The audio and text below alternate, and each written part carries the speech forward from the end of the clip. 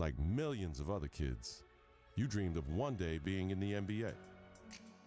You wanted to be a star, and someday to rise above and become the greatest to ever play.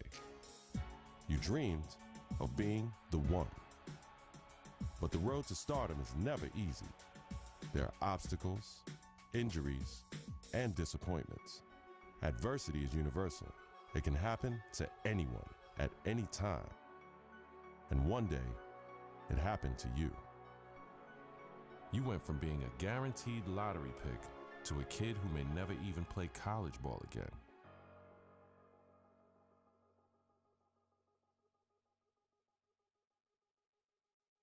Now, look, it's always bad to hear about injuries, especially to college kids, of course. Yeah.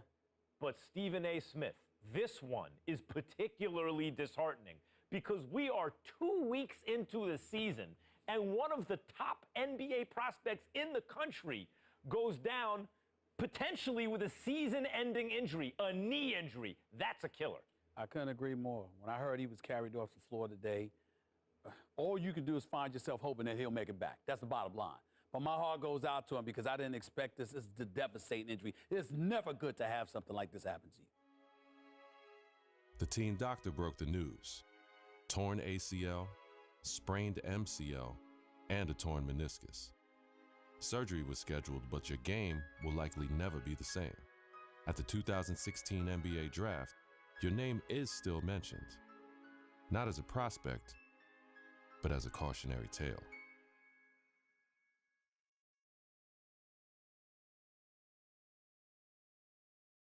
Now, there's another huge story in this year's draft. A record number of underclassmen, 30 of them, undrafted.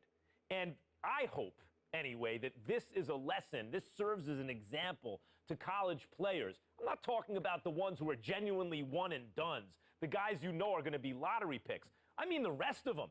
They're not sure shots. You're not sure they're going to be lottery picks.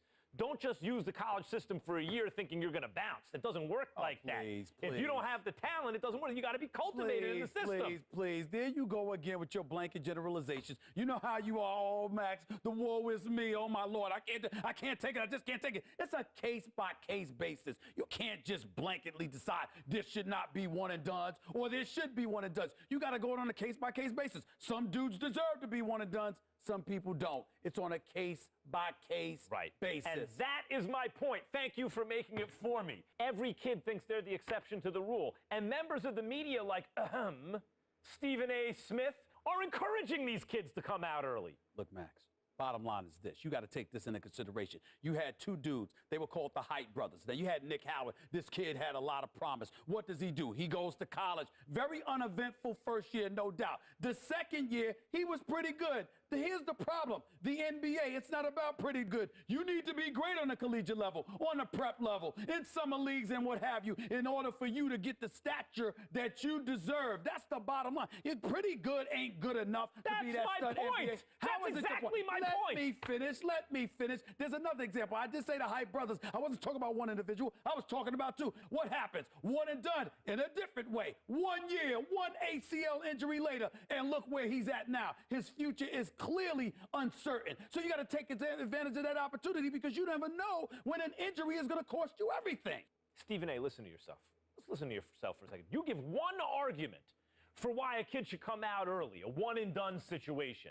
I can give you 30 arguments this morning alone why they should stay in school. And now you have to wonder what a kid like Nick Howard, who has given up his college eligibility, does next. What does he do next? First of all, don't sweat the technique. The argument, or one argument, as long as it's strong enough, that's all that matters. That's number one. Number two, the Hype Brothers was something special. What they really need to do. I'm going to tell you what they need to do, Max. They need to get back to playing together. My sources are telling me the ACL injury has been completely healed. So go on a pro-am circuit. Go in summer leagues. Do what you got to do to get back on the court together to remind everybody of what you once were. Because once you pull that off, the sky's the limit.